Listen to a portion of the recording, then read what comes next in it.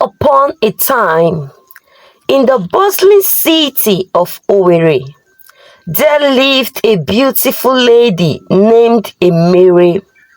She lived with her mother, who was a widow. Amerem was not able to further her education to the university after the death of her father, because her mother, Ineka, could not afford to send her to the university. So after she wrote her WAEC examination, she joined her mother in the business. Ineka sold fruits along a busy street, and Amerem always assists her mother in the business. One day, Amerem was at the business place when a young man came around to buy fruits. He was captured by Amerem's beauty, but did not make any move. From that day, he became a regular customer. He will always walk past Amerem's shop every evening to buy fruits from her, and to also see her beautiful face and smile. So one day, when he came to buy fruits from Amerem as usual, he made up his mind to make his intention and feelings known to her, instead of dying in silence. So he introduced himself properly to Amerem. He said, "My name is Chidalu. I'm a businessman. I sell electronics inside the big markets, and I live in the next street." He took a deep breath and continued, "I have been observing you for some months now, since I started patronizing you. I have developed feelings for you." Amerem was surprised. She was speechless. She has noticed his regular visits, but she did not know he was interested in her. Chidalu said, "I know this may come as a surprise, but I would like to take you out so we can talk more and get to know each other." From that day, Chidalu and Amerem became very good friends. Their relationship was beautiful. They would gist and discuss about their dreams and aspirations, and the kind of home they both want to have, and how they will like to raise their children. On one occasion, when they were discussing, Amerem told Chidalu how she would like to further her education, how she would like to go to the university and become a medical doctor. But since her father died, she did not have the opportunity to further her education. Chidalu was very pleased with what Amerem said. He thought within himself, "Even if I did not go to the university, it wouldn't be a bad idea for my wife to further her education and become a medical doctor. It will even be an honor to me that my wife is a medical doctor." Chidalu and Amerem dated for some months and got married. Chidalu was a very good husband to Amerem. He showered her with love and care. He pampered her and treated her like a queen. While Amerem was very happy that she is a married woman, and not just married, but married to a good man. Chidalu will always assist his wife in doing the house chores and cooking meals when he is at home. Every everything was going on well for them. So one night, Chidalu wake his wife up in the middle of the night and said, "My dear, I want to discuss something with you. I remember when we were still dating, you told me that you would like to further your education and become a medical doctor. I don't want you to kill that dream. It will be an honor to me and our children that my wife and their mother is a medical doctor." Amerem said, "My husband, that is a nice idea and also thoughtful of you. But you know, we just got married and we need time to bond and start having children." Chidalu responded, "My wife, I know. That is why I want you to start the medical program immediately, so that before we start having kids, you will be in your 3rd year or 4th year, almost rounding up. I don't want the program to be stressful for you. And for the issue of us bonding, you will not go to the school outside of Owerri. I will get admission for you in Federal University of Owerri, so it will be easier for me to come and visit you and for you to come home for weekend. I have some of my good customers who are lecturers in the university. I will plead with them to help me secure admission for you." Amerem was very happy and thanked her husband, and they went back to sleep. The next day, at Chidalu's business place, where he sells electronics appliances, a man came to purchase goods. The man is a lecturer and works in Federal University of Owerri, and also a good customer of Chidalu. Chidalu used the opportunity to tell him about his wife. He said, "Sir, please, I want to discuss something with you." The man said, "Okay, what is it?" Chidalu continued, "My wife wants to study medicine. Please, sir, can you help me and secure admission for her?" The man was very excited. He said, "Wow, that is nice. No problem. Just get her credentials ready. I will see what I can do about it." Chidalu was very happy and thanked him. After a few months, Amerem received a mail from Federal University of Owerri saying that she has been given admission to study medicine.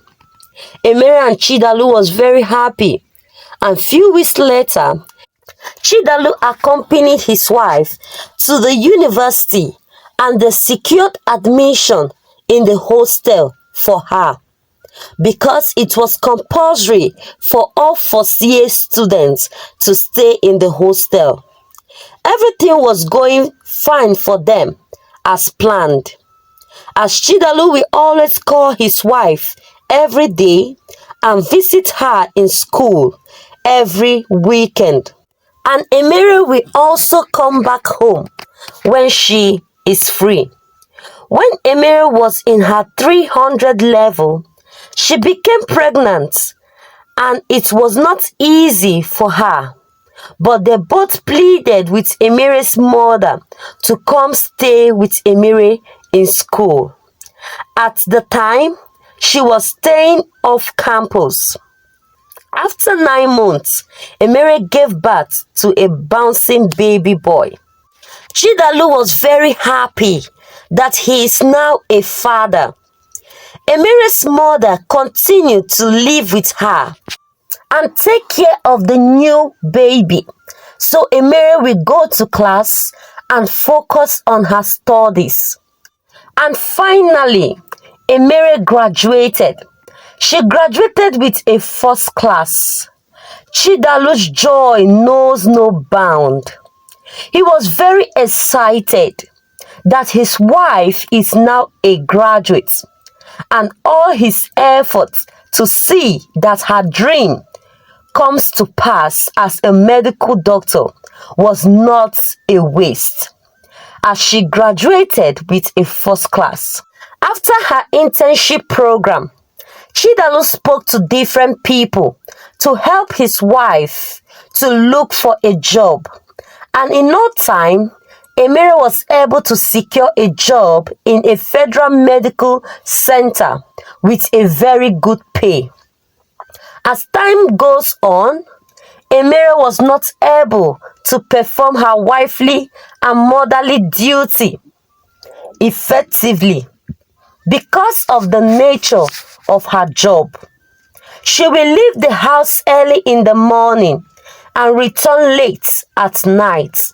So Chidalu practically do most of the house chores and also take care of their son, Divine. Chidalu will wake up early in the morning, do the dishes, prepare meals, and prepare their son for school before he goes to his business place.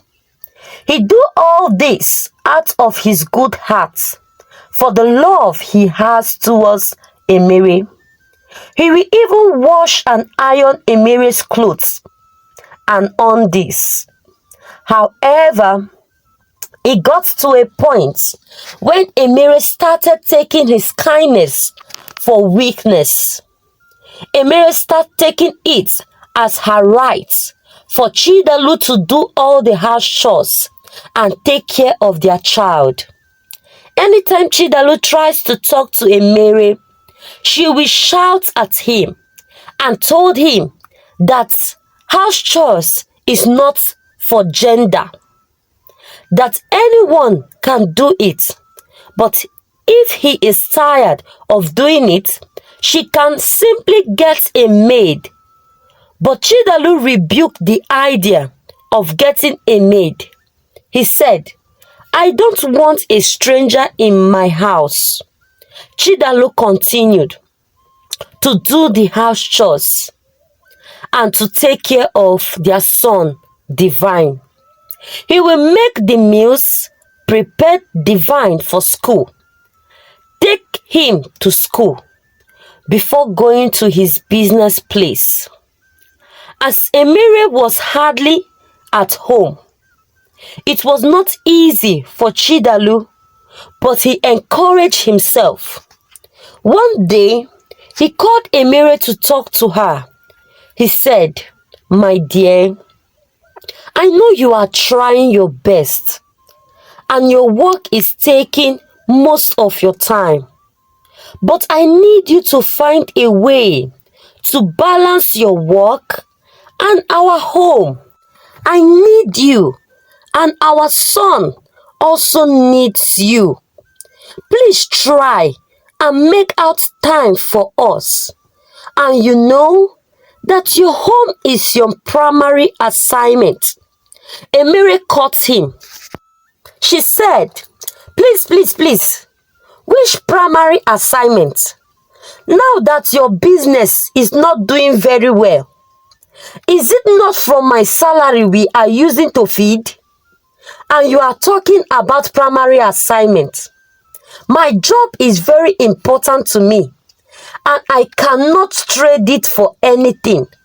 And moreover, I told you that we should get a maid, but you insisted that you don't want a stranger in our home.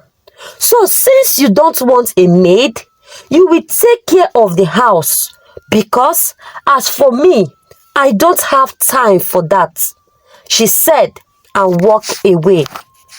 Everything that was happening was affecting Chidalu and also his business, because he no longer have time to concentrate in his business, and because of that, he was having losses both in his goods and customers.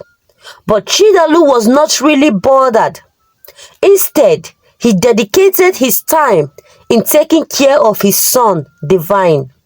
He did all his best to fill the vacuum that Amerem has left open in their home and in the life of their son. One day, something terrible happened. After Chidalu has taken Divine to school, he went to his shop to check how everything is going. But to his surprise, the shop was locked. His sales boy was not around. He tried calling him. He was not picking. After a few minutes, the phone was switched off. He tried calling multiple times, but the phone was switched off. Then he decided to break into the shop. But to his greatest surprise, the shop was empty. Chidalu was shocked to his bone marrow. His life investment, his sweat, his money were gone. He pinched himself to be convinced that he was not dreaming. But much to his disappointment, it was real. He sat there, absent-minded, for 1 hour, thinking has possibly happened. Then he went to meet the market vigilantes to report the incident. They promised him that they will get to the root of the matter. Then he returned home, believing that the vigilantes will find a clue to what has happened to his shop and his goods. The next day, very early in the morning, Chidalu left for the market. He went to meet the vigilantes men to ask them about their progress with his case. But they told him that they have not gotten any clue of what happened to his shop, as no one will provide them with any useful information. Then the vigilante asked him about his sales boy. Chidalu responded, since yesterday, I have not had anything from him, and his phone is switched off. They asked him, do you know where he lives? Chidalu replied, not really, but I think I have his address. The vigilante said, so let's go to his house. When they got to the compound, they asked someone about him, and the person told them he used to live in this compound, but he packed out few days ago. He said he is relocating to another state, but he did not mention the state he is relocating to. Chidalu found out that his sales boy has been stealing his money and goods and have relocated finally. Chidalu, after hearing this, was dumbstruck. He felt like a heavy lump was being pushed down his throat. He felt like he was going to choke as he fought back the bitter tears that was already swollen in his eyes as he walked back home. Hi, beautiful people of African Folktales by Ify Best. What turn do you think that Chidalu's life will take now that he has finally lost everything? See that in part 2. Please, if you have not subscribed, please do so. It is free. And like and comment on this story and share this beautiful story to your loved ones.